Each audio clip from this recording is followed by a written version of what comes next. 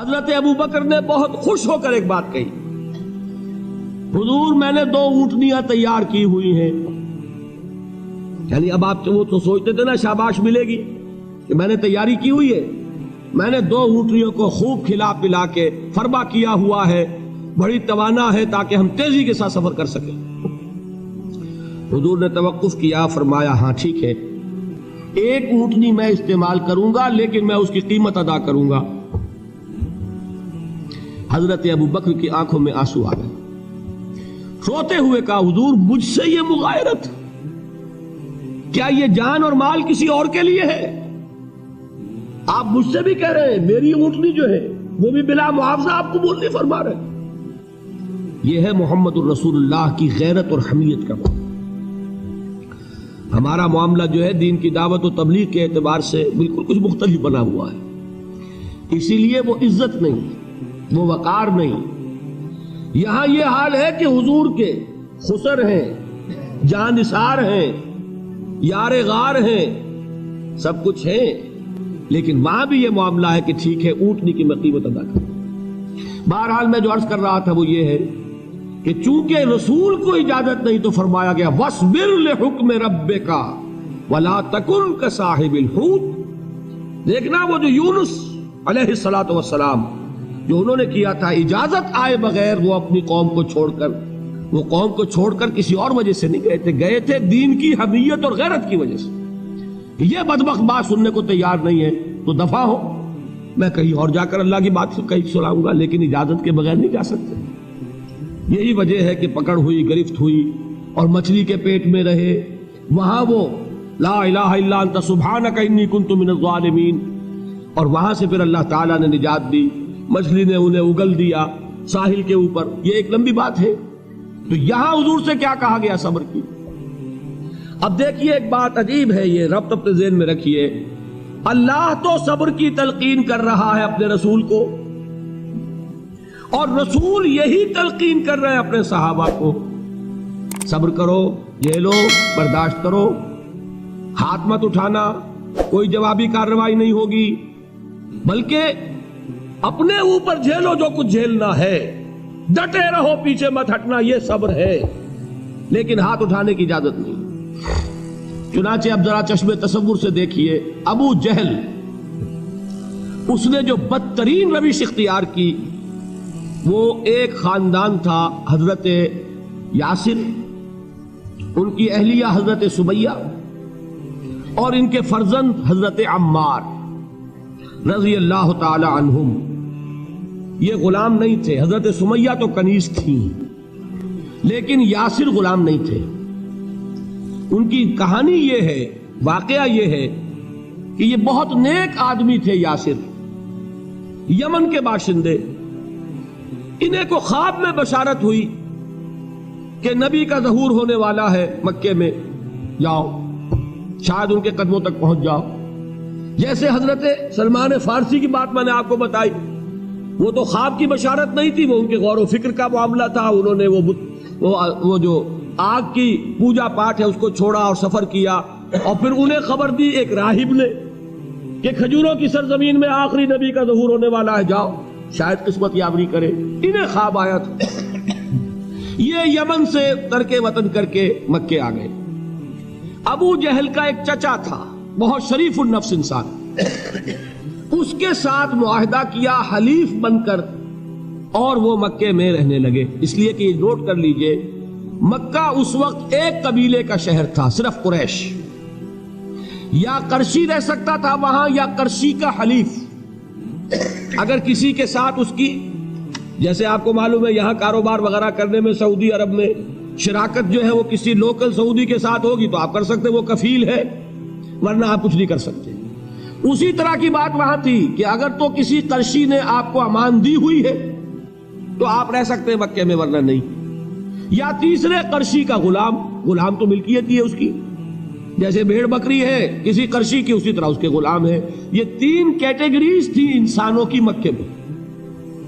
اسی کو نوٹ کیجئے کہ جو بیچارے غلام تھے وہ سب سے زیادہ ستائے گئے، اس لیے کہ غلاموں کے تو حقوق ہی کوئی نہیں تھے. ان کو تو اگر کوئی شخص اپنے غلام کو ذبح کر دیتا تھا تو بھی کوئی پوچھنے والا نہیں. بالکل ایسے ہی ہے نا. آپ کی بکری آپ نے ذبح کی, گوشت کھا لیا, کوئی آپ سے کوئی پوچھ سکتا ہے؟ جب ملکیت ہے, آپ کی بکری آپ کی تھی, آپ نے ذبح کر دی. غلام آپ کی ملکیت تھا, آپ نے ختم کر دیا. کوئی اس میں جرم نہیں, کوئی باس پرس نہیں. یہ تھا حال غلاموں کا. بلال غلام تھے, ابو فقی غلام تھے, زنیرہ ایک کنیز تھی. ان کو جو ماریں پڑی ہیں اس کا آپ کو معلوم ہے. حضرت بلال کے ساتھ جو کچھ امیہ ابن خلف نے کیا, کہ جس طریقے سے کہ حیوانوں کی لاشیں جو ہے کھینچ کر گھسیٹ کر لے جائی جاتی ہیں, ان کی گردن میں رسی ڈال کر گھسیٹتے, اسی طریقے سے حضرت بلال کے گردن میں رسی ڈال کر ٹھیک دوپہر کے وقت مکے کی سنگلاخ گلیوں کے اندر گھسیٹا جاتا تھا. نیچے زمین جل رہی ہے توے کی طرح, اور ویسا بھی ہوتا تھا کہ چت لٹا دیا, اوپر سے وہ آگ مکے کا, کہ سورج جو ہے ذرا نوٹ کیجئے, آگ برسا رہا, نیچے زمین توے کی طرح جل رہی, اور ایک بھاری سل بھی لا کر جو ہے سر پر رکھ دی, چھاتی پر رکھ دی گئی ہے کہ آواز نہیں نکل رہی, جھاگ نکل رہے منہ سے. لیکن اس حال میں بھی احد احد احد, ایک ایک اللہ, قل هو اللہ احد, الفاظ نکل رہے. یہ ہے وہ صبر, یہ ہے وہ صبر. صبر علی الابتلاء, صبر علی الایذاء. یہ ابتلاء اور ایذاء پر صبر ہے. جھیلو, برداشت کرو, اس توحید پر قائم رہو, محمد کی رسالت کے اقرار کرتے رہو صلی اللہ علیہ وسلم, لیکن ہاتھ نہیں اٹھانا. اب میں آپ کو بتا رہا تھا یہ تو غلام تھے, یہ جو تھے یاسر یہ حلیف تھے, غلام تو نہیں تھے نا.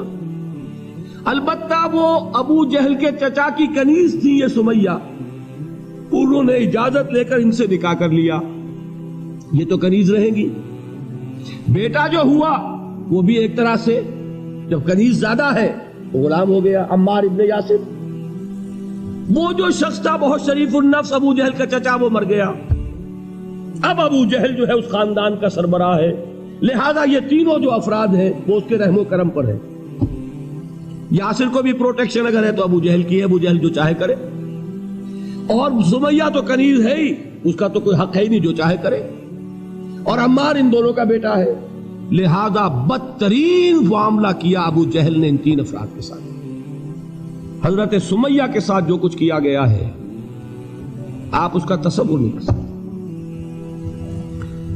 بالآخر جو شہید کیا ہے حضرت سمیہ کو, ایذائیں دے دے کے, سسکا سسکا کے, ان کے جسم کے نازک حصوں کو جلا کے, داغ دے کر. کہتا کیا تھا, ایک دفعہ کہہ دو کہ میرا جو یہ بت ہے یہ بھی الہ ہے, مان لو میں چھوڑ دوں گا. تنگ آ گیا, کسی طریقے سے ایک دفعہ کہہ دو پھر میں چھوڑ دوں گا. لیکن یہ میاں بیوی حضرت یاسر اور حضرت سمیہ رضی اللہ تعالی عنہما, یہ ہے ثبات, یہ ہے صبر, یہ ہے استقلال. ایک مرتبہ بھی کہنے کے لیے تیار نہیں, جو چاہو کر لو, اب ہم تو اس سے پیچھے نہیں ہٹے.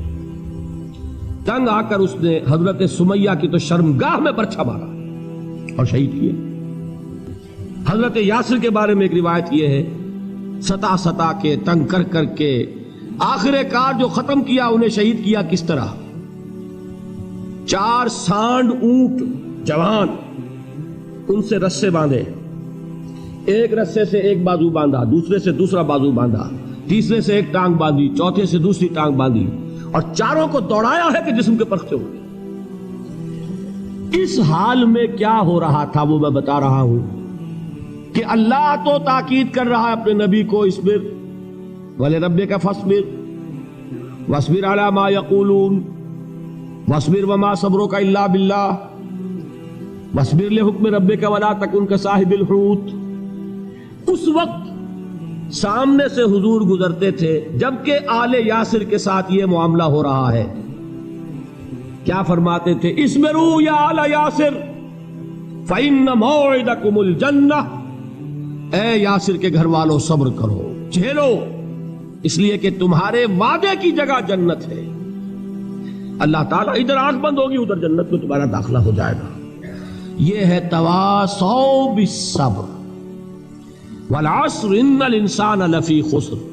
یہ تواصو بالصبر پر کون عمل کر رہا ہے؟ محمد الرسول اللہ صلی اللہ علیہ وسلم. اس میں بھی ایک بات ہے، وہ بھی سمجھ لیجئے، دین میں جہاں عظیمت ہے رخصت کا پہلو بھی ہے. یہ جو نوجوان تھے، یہ بوڑھے والدین کا تو وہ مقام ہے، یہ رتبہ بلند ملا جس کو مل گیا. ہر مدعی کے واسطے دار و رسم کہاں؟ حضرت سمیہ اور حضرت یاسر. نوٹ کیجئے، میں ایک اعتبار سے کہا کرتا ہوں سید الشہداء یہ بنے کہ نہیں بنے، ان کو جو فوقیت حاصل ہوئی، الفضل للمتقدمین، سب سے پہلی جان دینے والی یہ خاتون اور سب سے پہلی جان دینے والا اللہ کے لیے، توحید کے لیے، محمد کی رسالت کے لیے صلی اللہ علیہ وسلم. دے تو بھی محمد کی صداقت کی گواہی. یہ صداقت کی گواہی دیتے ہوئے انہوں نے اپنی جانیں دے دی.